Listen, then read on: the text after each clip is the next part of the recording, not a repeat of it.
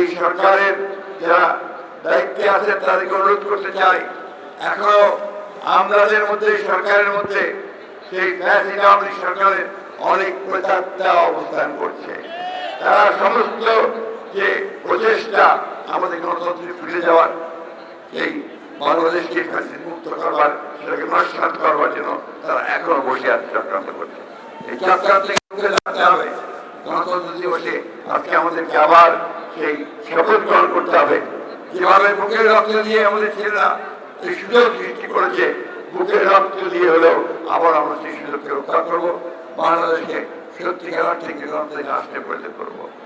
আজকে আমি সমস্ত পঙ্গু আহত দেওয়া হয়েছে তাদের উপযুক্ত ক্ষতিপূরণ দেওয়ার জন্য সরকারের কাছে দাবি জানাচ্ছি। যারা নিহত হয়েছে তাদের ক্ষতিপূরণ দেওয়ার জন্য আমি সরকারের কাছে জানাচ্ছি। এটাই হোক আজকের দিনে আমাদের দূর থেকে নেতৃত্ব দিয়েছে এবং আওয়ামী লীগ সরকারের নির্যাতনে নির্বাসিত হয়ে বিদেশে অবস্থান করেছেন আমাদের সেই নেতা, গণতন্ত্রের প্রতীক, 18 কোটি মানুষের স্বপ্নের প্রতীক জনাব তারেক রহমান। যে বাংলাদেশের মানুষ সব সময় গণতন্ত্রের জন্য সংগ্রাম করেছে, লড়াই করেছে। শুধু 1952 সাল 71 সাল নয়, সেই ব্রিটিশ আমল থেকে বাংলাদেশের মানুষ তার গণতান্ত্রিক অধিকার জন্য সংগ্রাম করেছে, লড়াই করেছে। তারই ফলশ্রুতিতে আমরা আজকে দেখেছি যে ফ্যাসিবাদী আওয়ামী লীগ সরকার, শেখ হাসিনা সরকার যখন দীর্ঘ 16 বছর ধরে এই দেশের জনগণের উপরে স্টিম রোলার চালিয়ে গেছে, সেই স্টিম রোলারকে উপেক্ষা করে বাংলাদেশ জাতীয়তাবাদী দল যারা প্রতিষ্ঠা হচ্ছিল শহীদ প্রেসিডেন্ট জিয়াউর রহমান দীর্ঘ সংগ্রাম করে আমরা আজকে একটা মুক্ত পরিবেশে উপস্থিত হয়েছি। বন্ধুগণ, গণতন্ত্র আর বিএনপি এই দুটা সমর্থন।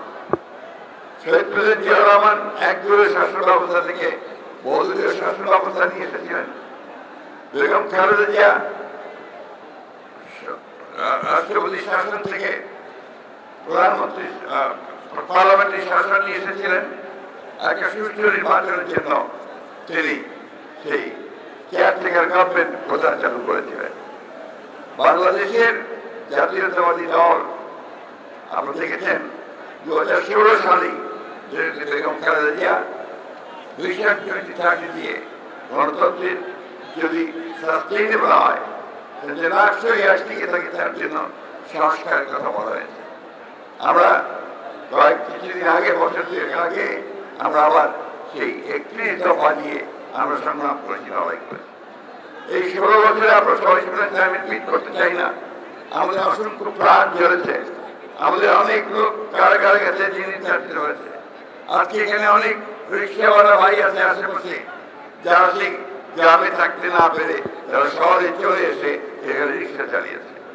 আমাদের অনেক ছাত্র নেতা তারা এখানে রাস্তায় হকারের কাজ করেছে। গতকাল আমি পঙ্গু হাসপাতালে গিয়েছিলাম, সেখানে দেখলাম যে একটা 13 বছরের ছেলে গুলি লেগে তার একটা পা কেটে ফেলতে হয়েছে। এই যে ত্যাগ, শিক্ষার মধ্যে দিয়ে বাংলাদেশ জাতীয়তাবাদী দল এগিয়ে চলেছে, গণতন্ত্রের সংগ্রাম এগিয়ে চলেছে। বন্ধুগণ, আজকে আমাদের সামনে একটা সুযোগ এসেছে, ছাত্র জনতা আত্মত্যাগের মধ্যে দিয়ে আমরা একটা সুযোগ পেয়েছি গণতান্ত্রিক রাষ্ট্র প্রতিষ্ঠা করবার। এই কথাটা আমাদের মনে রাখতে হবে। আমরা যে সুযোগ না হারাই, আজকে এমন একটা অবস্থা তৈরি করতে হবে যেন এখানে সত্যিকার অর্থেই গণতন্ত্রের প্রতিষ্ঠা করতে পারি। আর একটা কথা আমি অনুরোধ করবো সকলকে, যে আপনারা হচ্ছেন সেই ভ্যানগার্ড, আপনারা হচ্ছেন সেই পাহারাদার, গণতন্ত্রের পাহারাদার।